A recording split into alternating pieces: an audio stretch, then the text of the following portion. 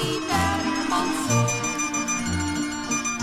Haar vader gaf aan hem zijn brood en loon. Ze hield alleen maar van die werkmanszoon.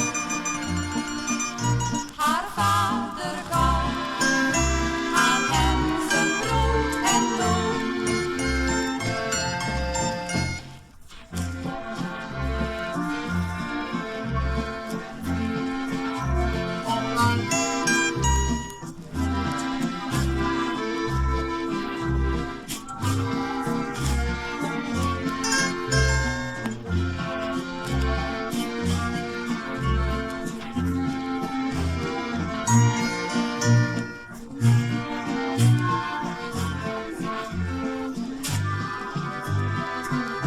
Ze hield alleen maar van die werkmanszoon.